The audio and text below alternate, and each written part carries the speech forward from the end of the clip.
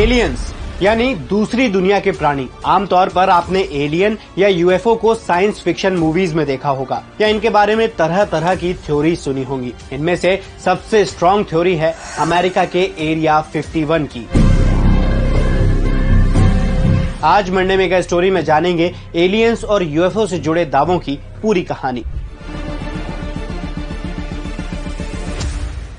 अमेरिकी संसद की सुनवाई में मिलिट्री के 3 एक्स ऑफिसर्स ने दावा किया कि अमेरिका के कब्जे में एलियन और यूएफओ हैं, जिनकी रिवर्स इंजीनियरिंग पर सीक्रेट रिसर्च चल रही है। हालांकि यूएस के डिफेंस डिपार्टमेंट पेंटागन ने इन दावों को खारिज कर दिया है। तो क्या एलियन सच में हैं? ये जानने के लिए हमें माइथोलॉजिकल बुक्स और इतिहास के पन्ने पलटने होंगे। हिंदू माइथोलॉजी में 3 लोगों का जिक्र मिलता है। वहीं प्राचीन सुमेरियन माइथोलॉजी में अनुन्नाकी यानी स्वर्ग से आए देवताओं के समूह का जिक्र है। ऐसे ही कई धर्म ग्रंथों और कहानियों में पृथ्वी से बाहर भी जीवन की कल्पना की गई है। इसके अलावा प्राचीन काल की पेंटिंग्स और कार्विंग्स में भी स्पेसशिप जैसी कलाकृतियां देखने को मिलती हैं। 18वीं सदी तक जिन दूसरी दुनिया से आए प्राणियों का जिक्र आता था वो चांद या सूरज से जुड़ा होता था, क्योंकि पृथ्वी से यही साफ दिखाई देते थे। फिर जैसे जैसे साइंस ने तरक्की की और 1870 के दशक में इटली के खगोल विज्ञानी ने मंगल ग्रह के बारे में दुनिया को बताया, तो मंगल ग्रह के लोगों पर कहानियां बनने लगी। फिर 1947 में अमेरिका में वी शेप के यूएफओ देखे जाने की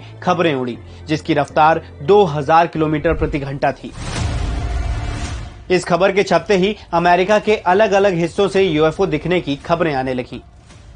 यूएस आर्मी ने तो यूएफओ का एक हिस्सा मिलने का दावा भी किया, हालांकि बाद में वो मुकर गए। इसके बाद अमेरिकी एयरफोर्स ने 1947 से 1969 के बीच प्रोजेक्ट ब्लू बुक, 2007 से 2012 के बीच advanced aerospace threat identification program और 2020 में unidentified aerial phenomena task force नाम से कई प्रोग्राम चलाए। हजारों रिपोर्ट्स की जांच की गई, लेकिन पुख्ता सबूत न मिलने पर इन प्रोग्राम्स को बंद कर दिया गया। इसी बीच अमेरिका के नेवाडा में रेगिस्तान के बीच बनी मिलिट्री टेस्टिंग साइट एरिया 51 काफी चर्चा में आ गई। दरअसल ये साइट 1955 में तत्कालीन अमेरिकी राष्ट्रपति ड्वाइट आइसेनहावर ने बनवाई थी।